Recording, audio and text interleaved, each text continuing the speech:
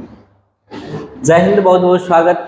हम लोग पढ़ रहे थे यांत्रिकी में थ्योरी देख रहे हैं बहुत शॉर्ट में।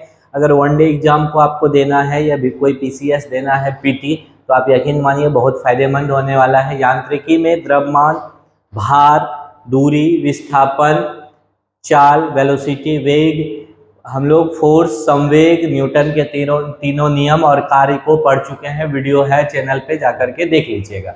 आज का टॉपिक है हमारा शक्ति यानी कि पावर अर्थात सामर्थ्य।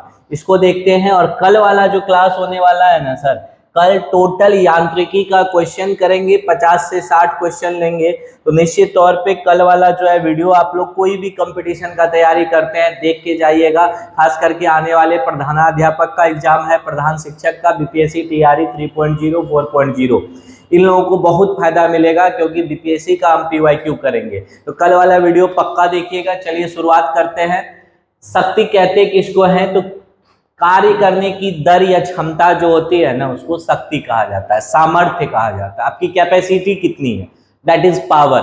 मतलब आप कार्य कितने समय में कितना काम कर सकते हैं, किसी में कितना पावर है, सामर्थ्य है, कैपेसिटी है। अगर ये जानना होता है तो हम लोग क्या करते हैं, उससे काम करवा लीजिए। तो कितने समय में वो कितना कार्य करेगा वही शक्ति कहलाएगा। यानी पावर इक्वल्स टू आप लिख सकते हैं W/T, किया गया कार्य बटा लिया गया समय। यहाँ देखिए P बराबर जो है कार्य बटा समय होता है।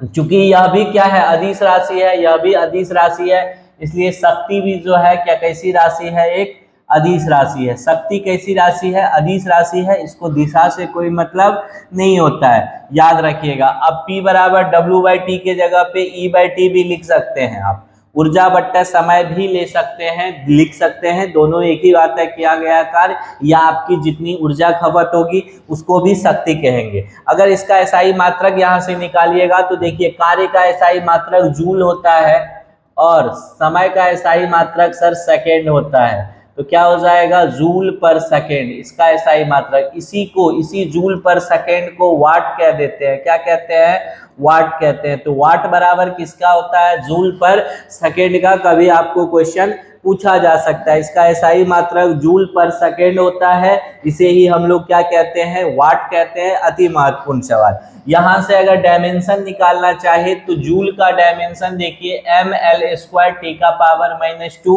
और 1 पर सेकेंड और है तो टी का पावर कितना हो जाएगा, -3। अगर यहां से आप इसका डायमेंशन निकाले तो ml² टी का पावर -3। शक्ति का बीमा यानी डायमेंशन याद रखिएगा सर, क्या होता है, ml² टी का पावर -3 होता है। एग्जाम में बीमा भी पूछा जाता है और पीसीएस सब तो बिल्कुल आपको पूछ सकता है। बीमा अति महत्वपूर्ण टॉपिक है, याद रखिएगा। शक्ति का अन्य मात्रक जान लीजिए, 1 किलोवाट भी होता है।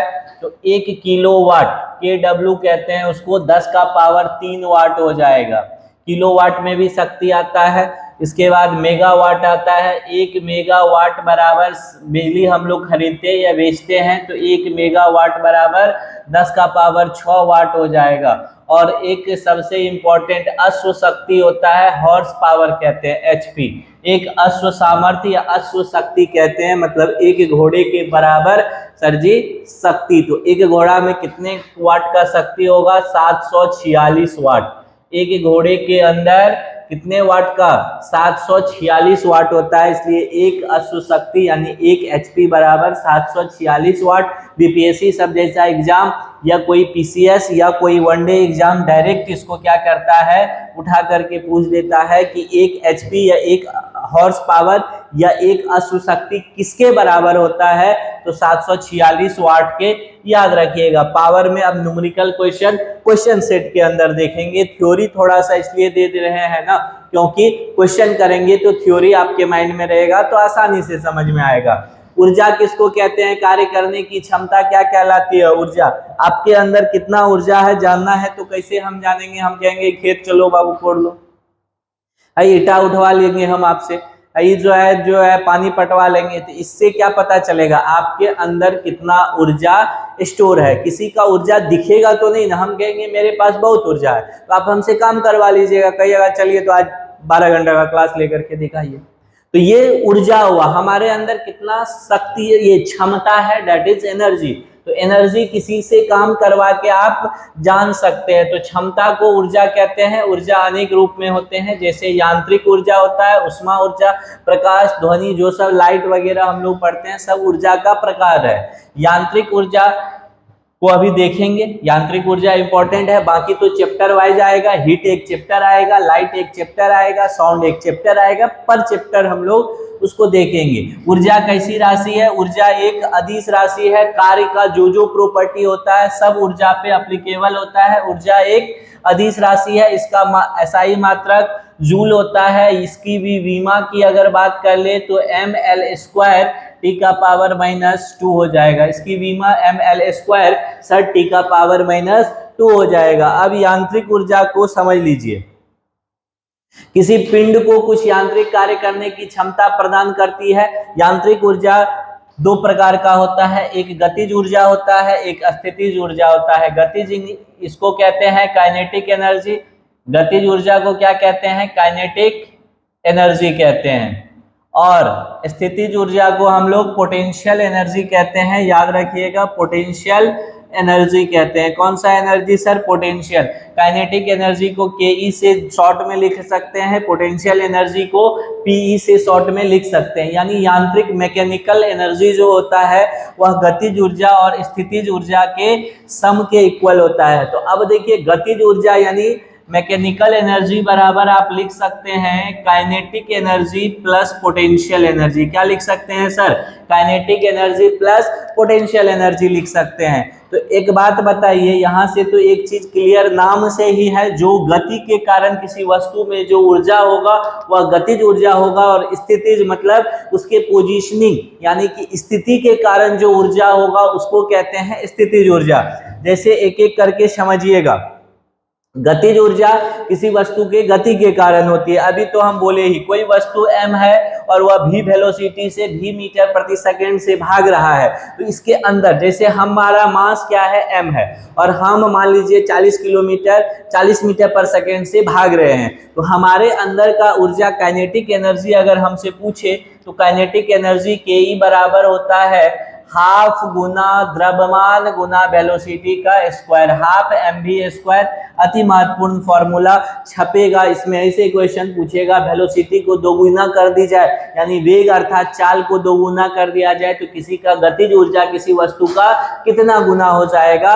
तो याद रखिएगा, तो काइनेटिक एनर्जी डायरेक्टली प्रोपोर्शनल होता है v² का। जब मास तो कांस्टेंट ही होता है, द्रव्यमान, तो ये भी रिलेशन याद रखिएगा, एग्जाम में छपेगा।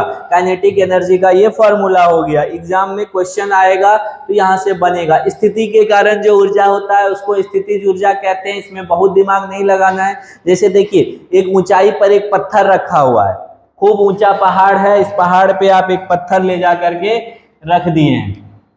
यहाँ पे एक पत्थर रखा हुआ है, तो ये जमीन से कुछ ऊंचाई पर है, तो इसके अंदर अभी कौन सा ऊर्जा स्टोर है? स्थितिज ऊर्जा। क्यों सर? क्यों है पोटेंशियल एनर्जी? क्योंकि वह एक पोजीशनिंग पे है बस, तो पोजीशन के कारण। अब कोई आया, इस पत्थर को थोड़ा सा यहाँ से धकेल दिया, या पत्थर भी वेलोसिटी से गिरना शुरू कर दिया, तो इसमें अब दोनों ऊर्जा स्टोर है। इसके अंदर दोनों, किसी भी वस्तु में एक समय दोनों ऊर्जा होता है, एक ऊर्जा 0 हो जाएगा, दूसरा का वैल्यू हो जाएगा। जैसे यहाँ देखिए, इस कंडीशन में क्या था? काइनेटिक एनर्जी 0 था, पोटेंशियल एनर्जी था। अब ये जैसे ही गिरना शुरू हुआ या वस्तु सर, तो इसके अंदर दोनों चीज है। यहाँ पे इसमें kinetic energy plus potential energy दोनों है, क्योंकि एक ऊंचाई पे है ये और गति भी कर रहा है। धीरे धीरे चलते चलते जब जमीन पे आकर के लुढ़क गया तो इसमें क्या हो गया? अब फिर पोजीशन ले लिया, धीरे धीरे ऊंचाई भी खत्म हो गया, काइनेटिक एनर्जी भी जाकर के ये स्टोर हो गया। इसके अलावे जब आप पानी रखते हैं, जैसे आप पानी को क्या करते हैं, डैम वगैरह में क्या होता है, पानी को पहले रोका जाता है, नदियों के पानी को रोका जाता है डैम बना करके।